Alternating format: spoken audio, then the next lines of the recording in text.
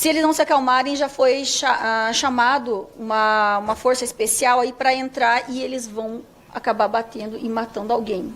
Quando ele entrava no departamento e via alguém de pé, ele aos gritos, com armamento pesado nas mãos, dizia pra gente: a próxima vez que eu entrar aqui e ver alguém em pé, eu vou enfiar a mão na cara porque eu só sei bater do pescoço para cima. Essas frases não saem da minha cabeça.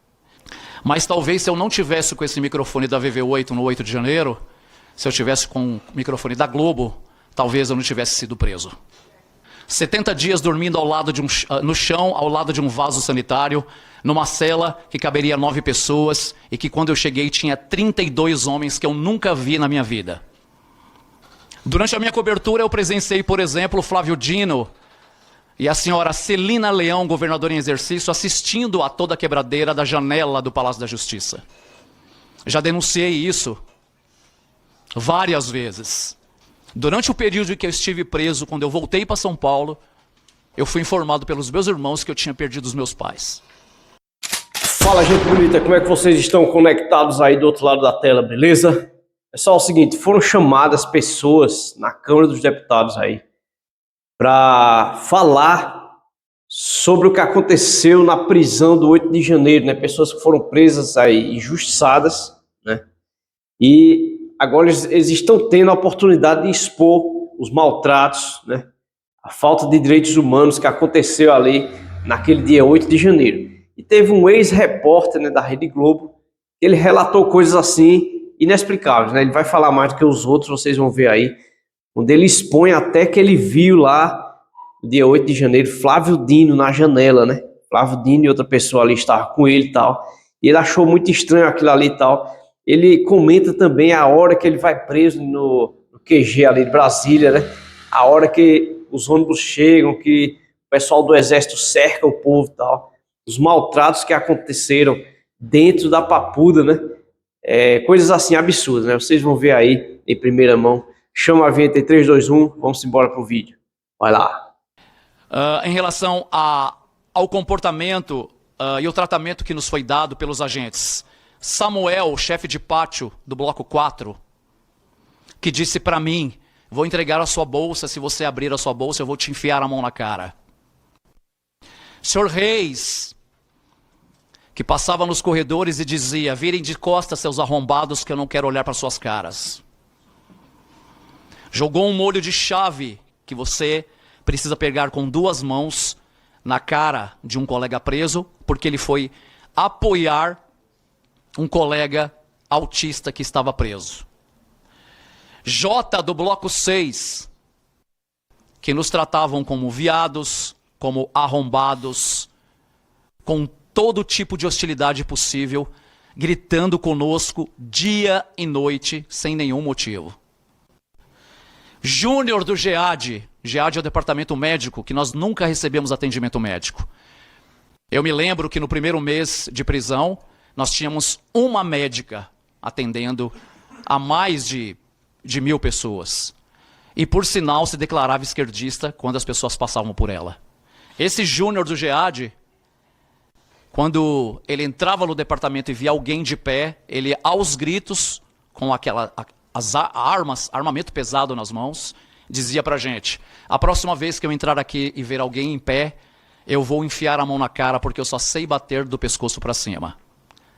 Essas frases não saem da minha cabeça. Rubão, um negro de aproximadamente 1,90 m de altura, que quis me obrigar a tomar uma injeção. Eu, por ter um irmão médico, me neguei. E ele, aos gritos, colocou os olhos arregalados na brisa, que são os vãos da cela, e me disse: com toda a maldade que eu tenho em mim, eu tomo seu sangue no copo. Coincidentemente, eu sou um ex-global, presidente. Trabalhei na Globo, Rede TV, SBT, Rede Record, Rádio Globo, CBN. São 20 anos como apresentador, como repórter, sendo uma pessoa pública. Mas talvez se eu não tivesse com esse microfone da VV8 no 8 de janeiro, se eu tivesse com o microfone da Globo, talvez eu não tivesse sido preso. Porque a maioria da imprensa brasileira, infelizmente, está prostituída. Infelizmente, a imprensa brasileira, da qual eu faço parte há quase 20 anos, e me orgulho de estar aqui, hoje, tenho certeza, presidente, que naquele momento em que eu fui preso, mesmo me identificando como jornalista, não entendia o que estava acontecendo. Fui levado, então, a Papuda, fui preso no QG no dia 9, mesmo estando identificado. Passei 70 dias preso, 70 dias dormindo ao lado de no chão, ao lado de um vaso sanitário, numa cela que caberia 9 pessoas e que quando eu cheguei tinha 32 homens que eu nunca vi na minha vida.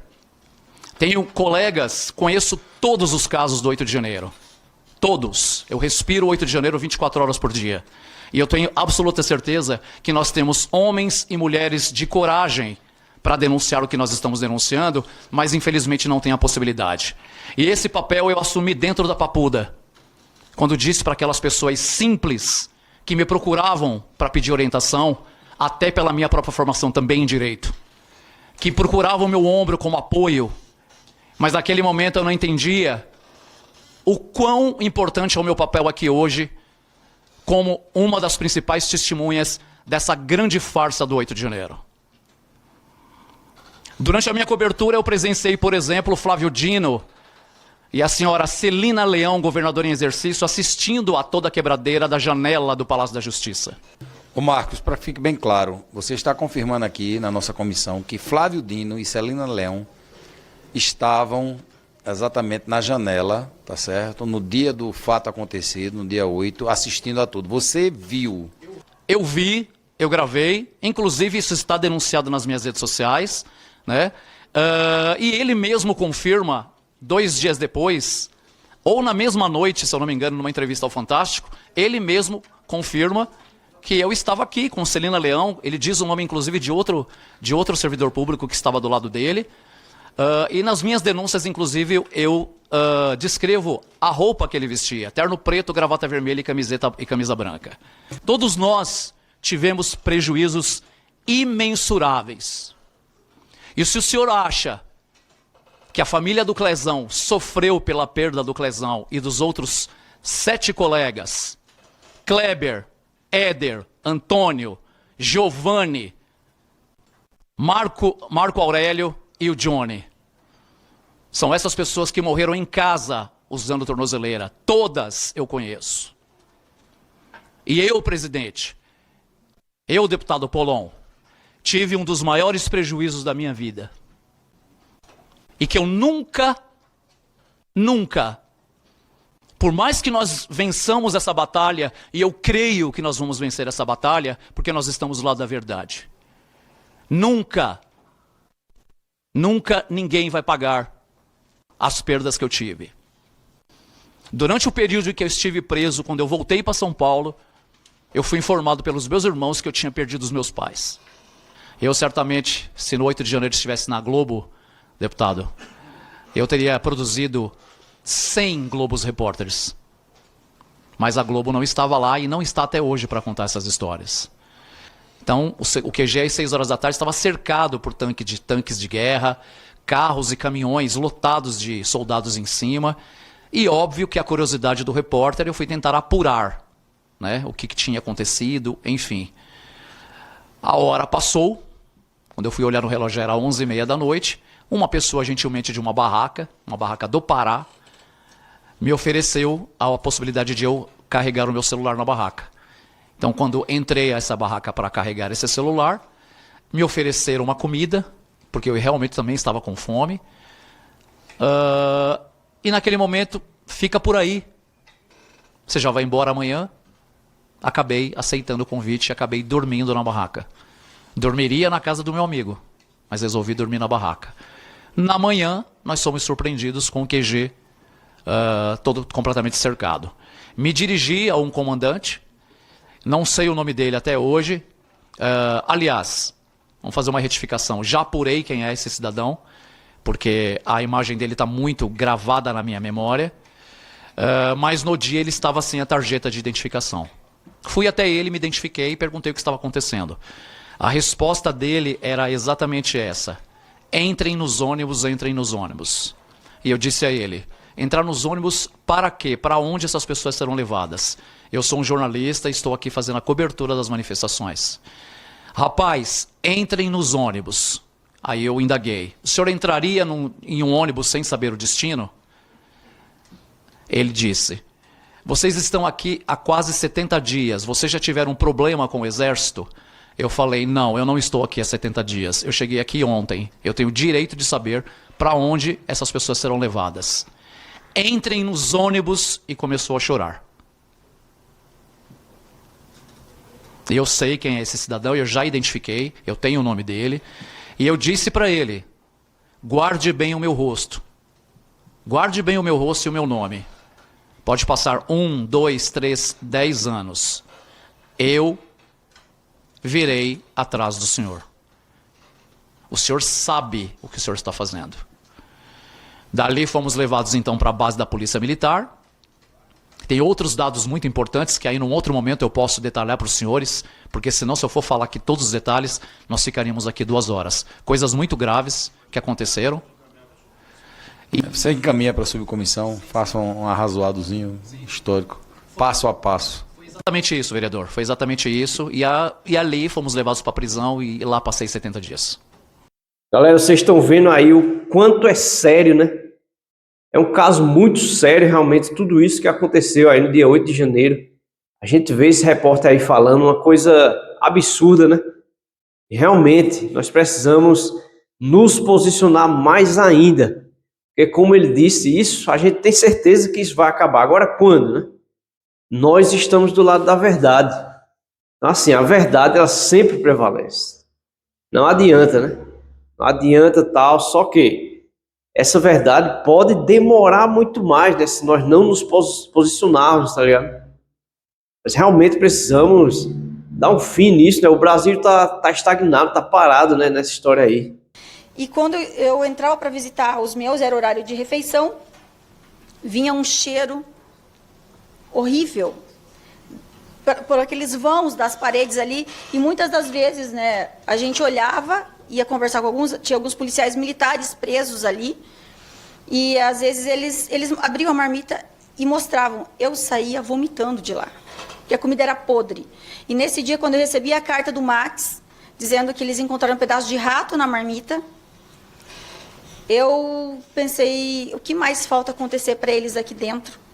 Né? Tantas humilhações, tantas violações lá dentro, e enfim, eu fui visitar as meninas na colmeia, e quando eu saí da colmeia que eu consegui fazer o vídeo no final da tarde para expor isso. Eu tenho a carta do Max até hoje. Nós temos assistidos que perderam 30, 37 quilos, 39 quilos dentro de uma prisão. Aí vocês... tem um vídeo do ministro comendo, provando a comida lá na Papuda. Mas será que era a mesma marmita? Eu não tive coragem. Daqui a pouco ele mandou uma foto em um dos meus celulares da época. Falou: você quer mais prova do que isso? Aí quando eu olhei a foto, eu conversei com o Oswaldo Eustáquio na época, falei: Oswaldo, está confirmado, eu recebi a foto, ele está morto. Como é que você vai avisar a família? Eu chamei a Sheila, a noiva do seu Gessé. Falei: Sheila, você precisa ir lá na casa da família do Clezão, da Jane, para avisar. Assim, eles só vão ter a confirmação quando chegar no presídio. Agora não tem como, mas eu sei. Eu recebi a foto, ele está morto. E ali começou toda aquela confusão. Para não bastar, eles entraram em pânico, revolta mesmo lá dentro, porque eles viram alguém deles morrer. Aí eu tinha uma outra videochamada, às 13 horas, com o pastor Osiel, e um dos policiais falou para mim: doutora, tenta acalmá-los, porque se eles não se acalmar, eles estavam chacoalhando as grades, enfim, aquela revolta toda, aquele desespero. Se eles não se acalmarem, já foi chamado uma força especial aí para entrar, e eles vão acabar batendo e matando alguém. Isso vai virar confronto. Aí eu atendi o pastor Osiel, conversei com ele, falei: Osiel, pelo amor de Deus, nós não precisamos de mais morte aí dentro. E que não seja isso que vai fazer com que a história de vocês seja manchada, porque quem assassinou o Clezão nós sabemos quem foi. E ali eles conseguiram contornar. Existiam vários pastores ali dentro, e esses pastores acabaram conversando, eles acabaram, mesmo em desespero, eles conseguiram engolir o choro, chorar, se abraçar ali e amenizar a situação. Então, com relação ao que o Max falou, eu tenho a carta do Max, que ele encaminhou a carta, e eu tenho a carta denunciando a questão do rato. Pessoal, muito obrigado pela sua audiência. Se inscreve no canal para não perder nada do que tá rolando por aqui. Vou esperar vocês no próximo vídeo, beleza? Chama a vinheta comigo aí em 3, 2, 1. Vai lá.